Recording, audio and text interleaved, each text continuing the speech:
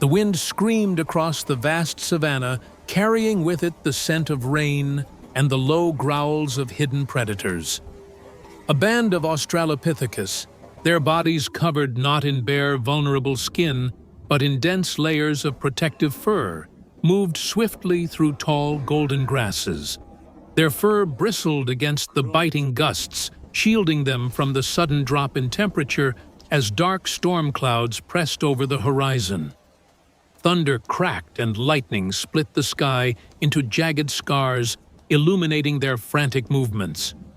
They were not wandering aimlessly. They were chasing life itself, hunting small antelopes before the storm scattered them into the wilderness.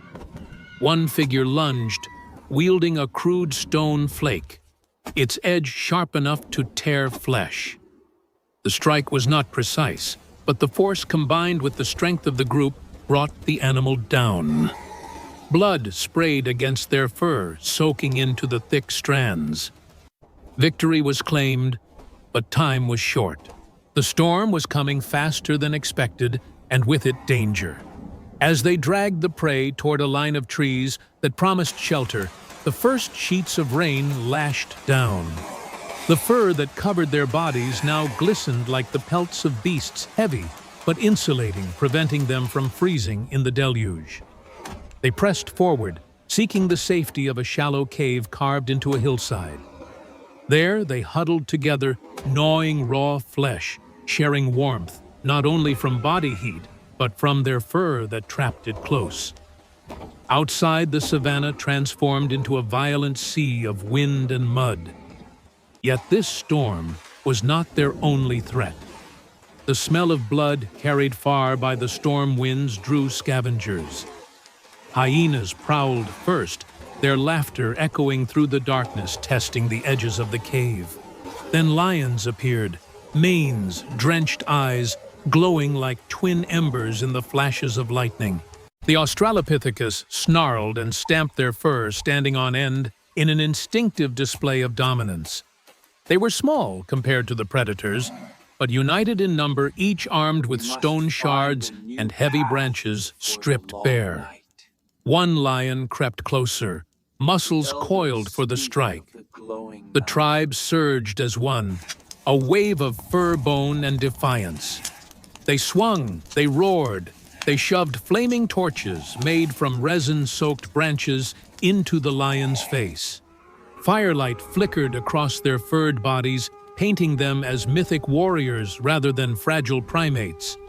The lions retreated into the storm, their growls fading, but the price was high. A young one lay wounded, blood matting its fur, pierced by a predator's claw. Now came the second trial, survival through healing. The elder females tore leaves from nearby shrubs, their knowledge of plants carved into instinct through generations. Chewed into pulp, the bitter paste was pressed into wounds. The fur around the child's body trapped the warmth, prevented exposure, gave a chance for life where naked skin might have surrendered to shock. The storm howled outside, predators lurked beyond, but inside the cave burned the fragile flame of survival.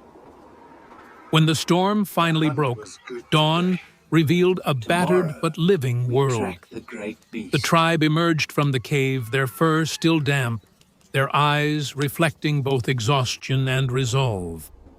The savanna smelled of renewal, wet earth, crushed grass. The faint metallic tang of lightning-scorched soil. Their prey from the night before was nearly stripped bare, but survival demanded more. Hunger pressed against their ribs, and thirst gnawed harder still. The river swollen by the storm became their next trial. The band approached the rushing waters cautiously, fur bristling against the spray. The riverbanks were slick, and the current thundered with enough force to sweep away anything that dared step too close. Yet water meant life, and they had no choice. The males crouched low, forming a human chain, gripping one another's fur to anchor themselves, while the boldest scooped water with cupped leaves. Children clung to mothers' backs, their small hands entwined in the thick hair eyes wide with awe at the roaring flood. But danger lurked beneath the surface. Crocodiles, ancient rulers of rivers, waited motionless eyes, breaking the water's skin like sinister stones. The first strike came fast. A massive jaw surged from the current teeth, flashing, seizing one of the younger males by the leg. Screams tore through the morning air, primal and desperate. Instantly, the tribe erupted in chaos. Some pulled at the victim fur slick with river spray, while others pelted the beast with stones, striking its eyes, its skull again and again.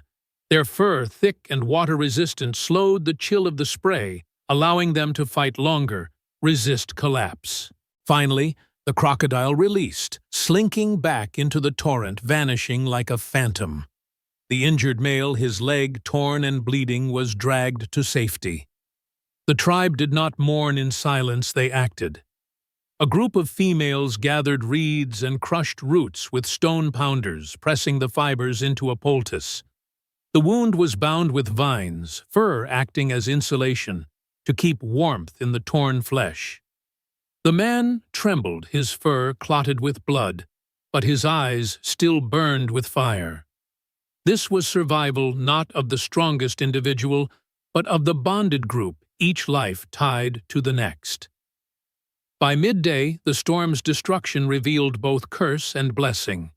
Trees had been ripped apart, leaving fallen branches that became tools and weapons. Birds driven low by the winds offered easy prey.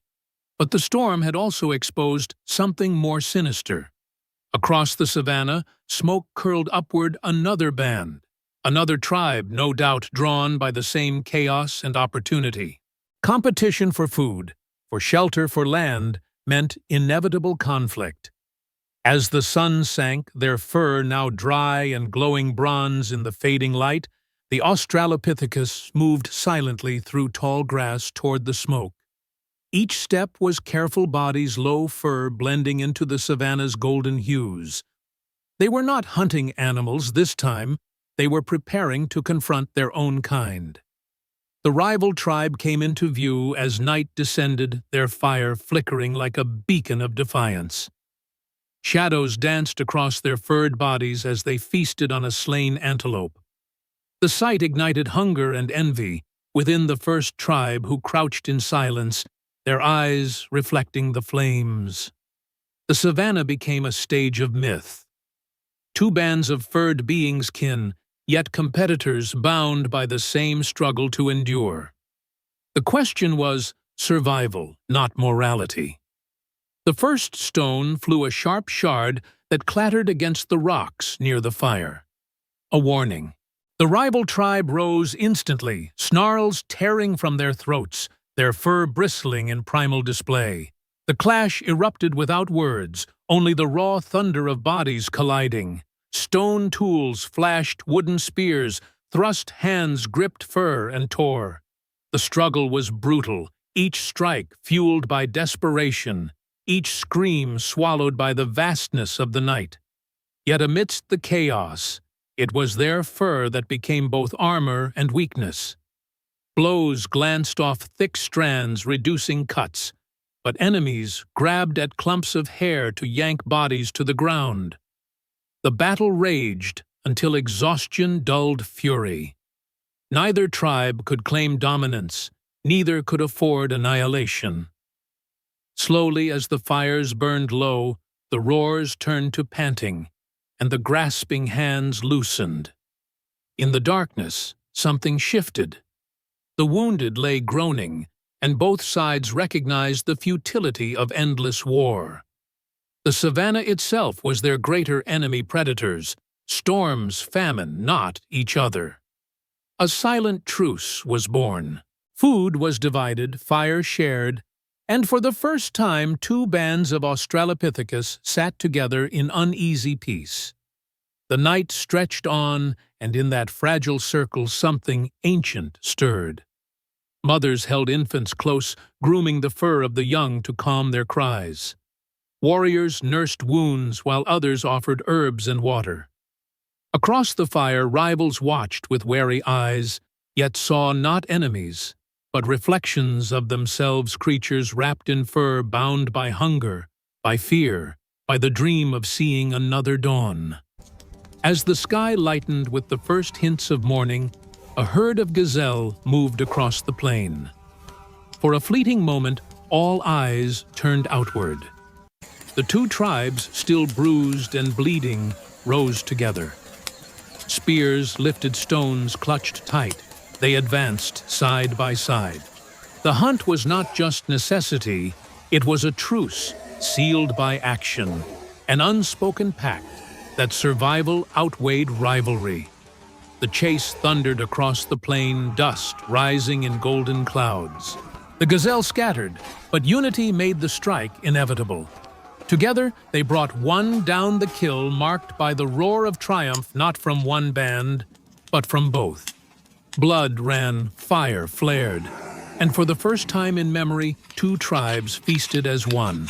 Their fur glistened in the morning sun, no longer symbols of division, but of shared resilience. Here lay the truth of their existence.